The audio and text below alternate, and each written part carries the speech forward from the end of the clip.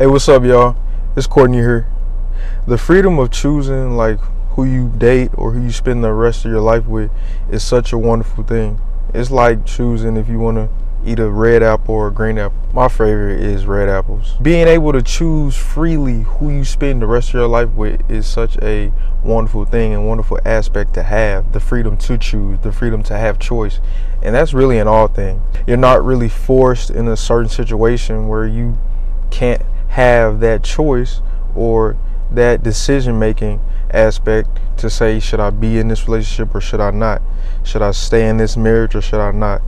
And so that's just a wonderful thing. But one thing I do want to talk about is, what if really our choices are not really as free as we thought they were? And so in today's video, I'm going to touch on the reasons on why I've been in difficult relationships. Maybe you as well. It's not just me, but I put myself in difficult relationships as well, just as much as anybody else probably have. So in today's video, I want to touch on that. And don't get me wrong, I really noticed this in any relationship I've been in, whether that's like intimate, whether that's friendship, whether it's just like, just a simple person you go to school with. I think we see this in all areas of relationships. So make sure you like, comment, subscribe if you're new. Also turn on the notification bell so you can get all the new videos that I drop. And let's get into the video. So first things first, where are our restrictions of having that choice coming from? The main restriction or place that it's coming from, I really think it is our childhood. Our childhood plays a real crucial role on who we decide to spend our lives with, whether that's for months, years, or just forever. We tend to not look here for the solution to that issue, but this certain issue has really all the goodies we need to be able to unleash and unlock that true freedom that we actually will have in choosing who we be with. We love in our hearts and our minds through negative holes that were formed in our childhood. How I saw my pops love and show his affection towards women really paved the way on how I would show my love and affection towards women. Most of the time it was really just lustful and just using, being really selfish and not having a mutual relationship. So I've had encounters where I would bring that aspect from that I got from my dad or that he got from his dad, and it was like a domino effect, and I brought it in some of my past relationships.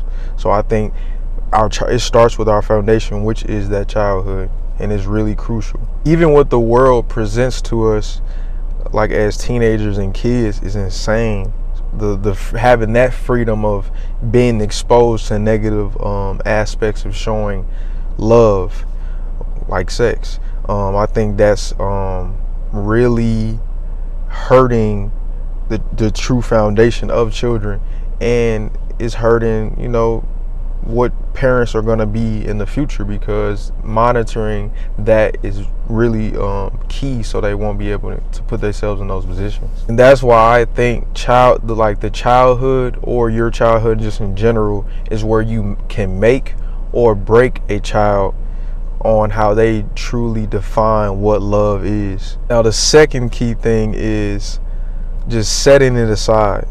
You know how sometimes when you're tired, or when you're investing into yourself, you set those good investments to the side because you may be tired or drained, or it's too much, or it's just like too hard, too much work.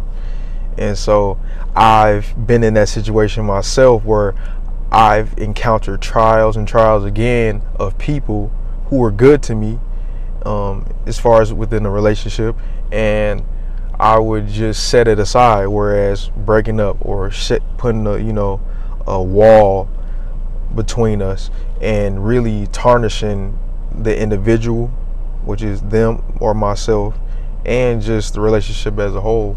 So that's one thing that really harms and has the restriction on what true love is, and what forms difficult relationships is setting aside good people who are truly trying to help you in your life, like being true mentors or being just good people, good friends. So looking into that is really really important. I would have the tendency to break up with people because they wouldn't show like love the way I associated like love with, which was coming from my childhood. If I seen my mom or my dad do something that was probably a harshful way of showing love or not true love, I'm gonna define that as my love. Like if you're not yelling at me, or if you're not we're not arguing every day, then that's not true love. So, and that's how our minds work. What we see is what we really end up doing. Like sometimes, like I would be told to like not do as like what they do. Like don't follow my actions, do as I say, not as I do.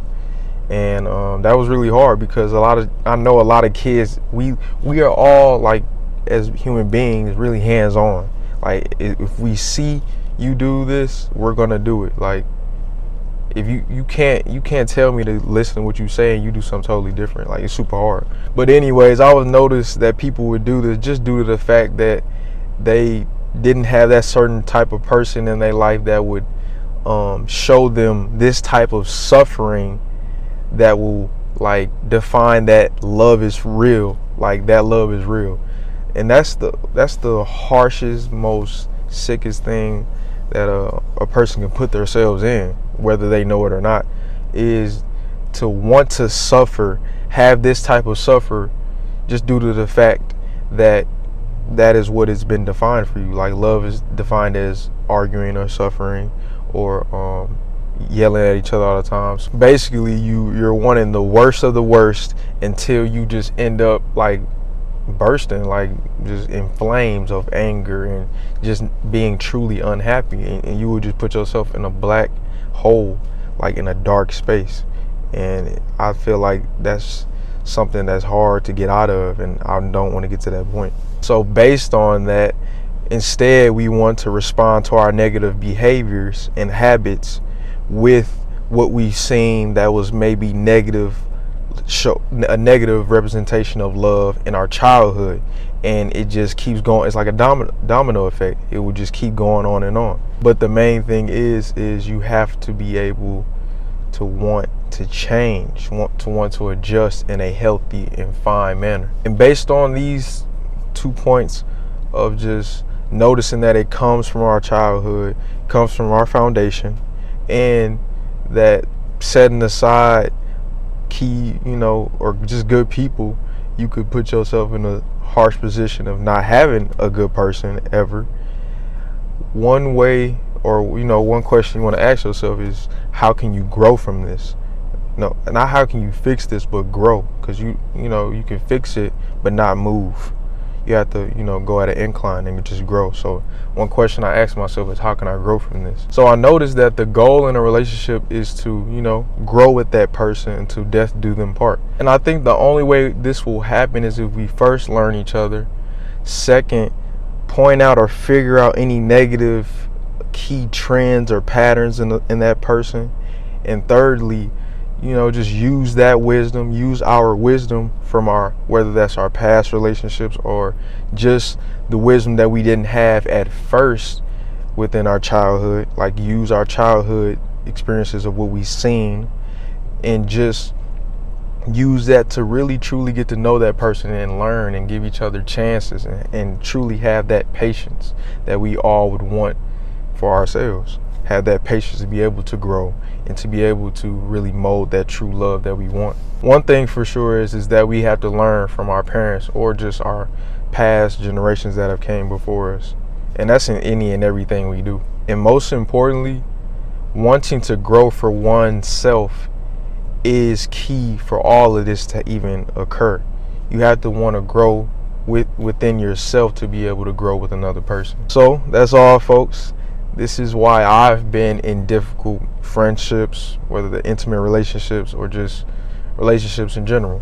And if you're new here, make sure you comment down below what has really, scarred you from having those true key friendships and relationships in life with those that you truly care about or truly saw, potential in. And make sure you subscribe Also, turn on that notification bell so you get all the new videos that I drop. And I'll see you in the next video. Love y'all.